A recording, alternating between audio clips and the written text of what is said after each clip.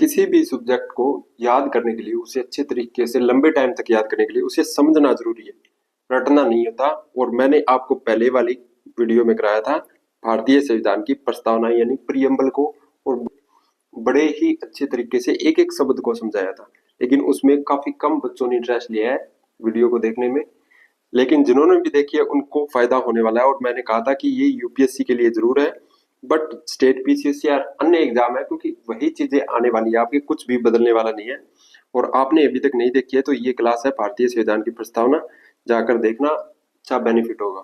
और आज हम इस क्लास में जो यूपीएससी प्रीलिम्स में पीवाईक्यू पूछे गए हैं भारतीय प्रस्तावना से, उसको हम एनालाइज करेंगे। और इन क्वेश्चन का आपका फायदा ये होगा कि आपने अगर क्लास अच्छे से पढ़ी है और एक बार रिवाइज किया और ये क्वेश्चन आप प्रैक्टिस कर रहे हो, तो ये बात मान के चलो कि आपके जो भी प्रेम्बल से क्वेश्चन आएंगे, चाहे आप स्टेट पीसीएस कर रहे हो या यूपीएससी या अन्य एग्जाम, आपके क्वेश्चन गलत नहीं होंगे।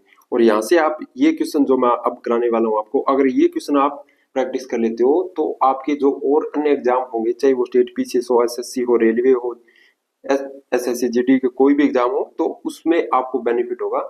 बस यही फर्क होता है कि हम समझते नहीं है कि हमें लगता है कि ये तो यूपीएससी के लिए है तो ये हमारे स्टेट पीसीएस में नहीं आएगा। हाई लेवल का कुछ नहीं होता है। अब क्वेश्चन दिखाने वाला हूँ। अब प्रियम्बल अपने पढ़ते हैं तो उसमें कुछ अलग थोड़ी होता है। समझो, आपको किताबें नहीं बदलनी है, पढ़ना है अच्छे से, और एक चीज को 1000 बार पढ़ना है। बार बार इधर उधर भटकने से आपका कोई फायदा नहीं होगा। तो जिन्होंने क्लास देखी आज उनको अच्छा बेनिफिट होने वाला है, लेकिन जिन्होंने नहीं की वो पहले क्लास करो और उसके बाद इस क्लास को करना, ताकि आपके जो प्रेम्बल का एक चैप्टर है वो कंप्लीट हो जाए। तो पहला क्वेश्चन यूपीएससी प्रीलिम्स 2021 के अंदर पूछा गया कि 26 जनवरी 1950 को भारत की वास्तविक संवैधानिक स्थिति क्या थी। यानी जब हमारा संविधान लागू हुआ तो उस समय हमारे जो भारतीय संविधान की प्रस्तावना है, क्योंकि आपको मैंने उस क्लास में समझाया था कि हमारा पूरा कॉन्स्टिट्यूशन लागू कर दिया गया था, उसके बाद हमारी प्रियम्बल को लागू किया गया था, यानी बाद में। लेकिन उसके अंदर मैंने आपको जो केशवानंद भारतीवाद बताया था उसके अंदर आपने पढ़ा होगा 1973 में है जो मोस्ट इंपोर्टेंट। और एक आपको 42वें संविधान संशोधन द्वारा जो 3 शब्द जोड़े गए 1976 में, समाजवादी और पंथ निरपेक्ष। समाजवादी, दूसरा शब्द जोड़ा गया पंथ निरपेक्ष, और तीसरा शब्द जोड़ा गया यहाँ पे अखंडता को। ये 3 शब्द जोड़े गए थे जो मोस्ट इंपोर्टेंट थे। अब यहाँ पे मैं आपको प्रेम्बल दिखाता हूँ। ये देखिए, समाजवादी, पंथ निरपेक्ष और अखंडता शब्द को 1976 में 42वें संविधान संशोधन द्वारा जोड़ा गया। और ये यहाँ पे क्वेश्चन पूछ रहा है कि 26 जनवरी 1950 को वास्तविक संवैधानिक स्थिति क्या थी। तो यहाँ पे लोकतंत्रात्मक गणराज्य नहीं, संपूर्ण प्रभुत्व संपन्न लोकतंत्रात्मक गणराज्य, संपूर्ण प्रभुत्व पंथ निरपेक्ष नहीं, पंथ निरपेक्ष शब्द को तो बाद में जोड़ा गया, इसको एलिमिनेट कर देंगे। संपूर्ण प्रभुत्व संपन्न समाजवादी पंथ निरपेक्ष लोकतंत्रात्मक गणराज्य, इनको भी हम एलिमिनेट कर देंगे, क्योंकि समाजवादी और पंथ निरपेक्ष अखंडता तीनों ही शब्द 1976 में जोड़े गए थे, यानी 1950 76 से पहले ये शब्द नहीं थे। तो इसका आंसर होगा संपूर्ण प्रभुत्व संपन्न लोकतंत्रात्मक गणराज्य, इसका आंसर बी होगा। तो ऐसे आपको प्रैक्टिस करोगे तो अब यहाँ पे आप कितनी चीजें पता चली एक साथ। केशवानंद भारतीवाद 42वें संविधान संशोधन द्वारा जोड़ा गया, और आप ये चीजें पढ़ रहे हो तो आपकी प्रैक्टिस एक क्वेश्चन नहीं, काफी सारे पीवाईक्यू एमसीक्यू एक साथ प्रैक्टिस हो रहे हैं। ऐसे प्रैक्टिस करनी होती है पीवाईक्यू की। नेक्स्ट क्वेश्चन 2020 में पूछा गया यूपीएससी प्रीलिम्स में कि भारत के संविधान की उद्देश्य का है, उसका क्या महत्व है हमारे संविधान के अंदर, जो प्रस्तावना है उसका क्या महत्व है। तो वह संविधान का भाग है किंतु विधिक प्रभाव नहीं रखती है। संविधान का भाग नहीं है, कोई विधिक प्रभाव नहीं रखती। संविधान का भाग है वैसा ही विधिक प्रभाव रखती है जैसा उसका कोई अन्य भाग। संविधान का भाग है किंतु उसके अन्य भागों से उसका कोई विधिक प्रभाव नहीं। अब आपने क्लास यहाँ पे की होती है, आपने पढ़ा है अच्छे से। तो केशवानंद भारतीवाद 1973 में न्यायपालिका ने कहा था कि जो प्रस्तावना है वो न तो विधायिका की शक्तियों पर रोक लगाती है और न ही प्रतिबंध, और साथ ही है गैर न्यायिक है। गैर न्यायिक है यानी इसके जो अंदर शब्द दिए गए उसको लेकर हम न्यायपालिका में नहीं जा सकते हैं सीधा। जैसे अन्य, जैसे आर्टिकल जो फंडामेंटल राइट दिए गए आर्टिकल 21 को लेकर हम 32 के साथ जा सकते हैं या अन्य, वैसे ये गैर न्यायिक है, इसको लेकर हम सीधे चुनौती नहीं दे सकते इसके किसी भी शब्द को। तो यहाँ पे इसका आंसर है संविधान का भाग तो है किंतु उसके अन्य भागों से स्वतंत्र होकर उसका कोई विधिक प्रभाव नहीं है। और ऐसा केशवानंद भारती में आया था। संविधान का भाग है या नहीं, ये काफी विवाद था, तो उसको लेकर सबसे पहला केस मैंने आपको याद कराया था, बेरूबारी केस। बेरूबारी केस 1960 के अंदर आया था। सेकंड, केशवानंद भारतीवाद। केशवानंद भारतीवाद 1973 के अंदर आया था। तीसरा, LIC ऑफ इंडिया वाद आया था 1960 में। उसके बाद एक बम्बई केस आया जिसको पंथ निरपेक्ष शब्द है, उसको हमारा मूलभूत ढांचा माना था संविधान का। तो यहाँ पे जो ये वर्डिक्ट है वो मोस्ट इंपॉर्टेंट है और उसी पे पूरी प्रस्तावना टिकी हुई है, तो इसका आंसर डी होगा। अब आपको ये क्वेश्चन सीधा डायरेक्ट दे रखा है, समझ में नहीं आएगा, बट यहाँ पे जो ऑप्शन दे रखे हैं उसको समझने पर, लेकिन ऑप्शन भी ऐसे घुमा के दे रखे।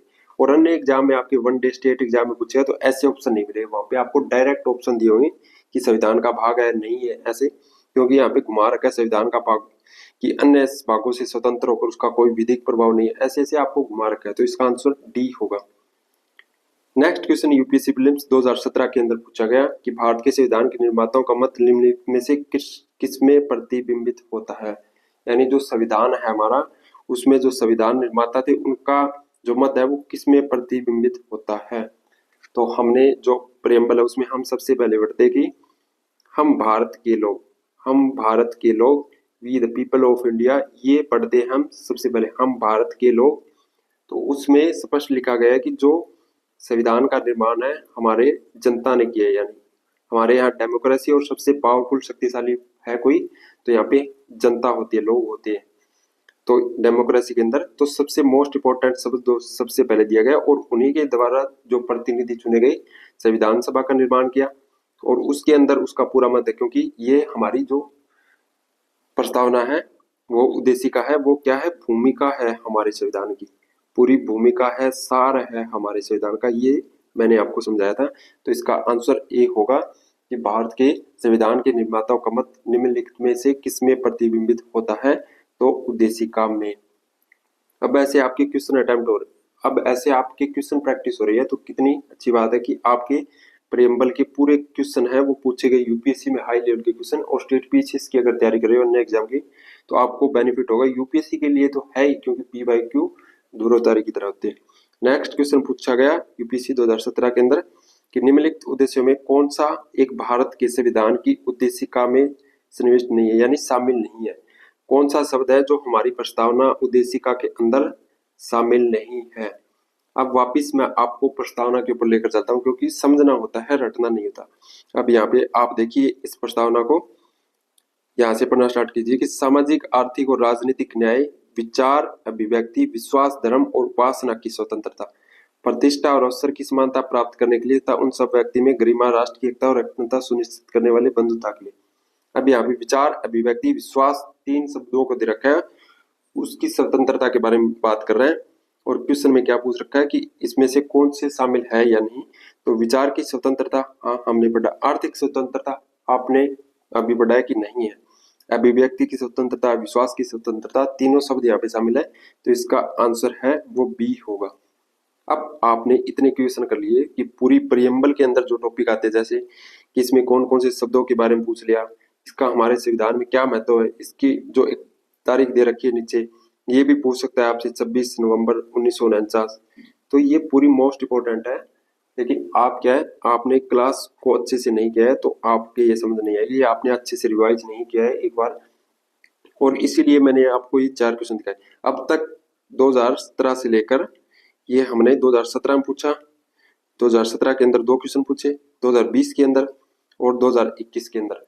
अब तक 4 क्वेश्चन मैंने आपको दिखाए 2017 से लेकर 2024 तक 25 तक 4 क्वेश्चन यूपीएससी प्रीलिम्स में पूछे गए प्रियम्बल को लेकर, उद्देशिका को लेकर। तो कितने मोस्ट इंपोर्टेंट है, मेंस में भी ऐसे क्वेश्चन पूछे जाते हैं, तो आप वो क्लास करना सबसे पहले जाकर, उसके बाद इन क्वेश्चन वाली वीडियो को देखना और खुद से रिवाइज भी करना, नोट्स बनाना चाहो तो नोट्स भी बनाना।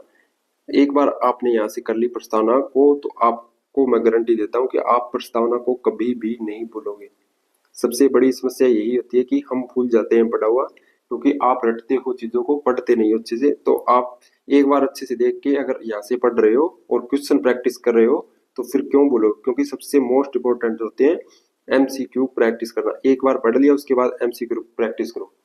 तो आप नहीं बोलो, आप इस क्लास को जरूर देखना और उसके बाद आप ये PYQ है प्रैक्टिस करना।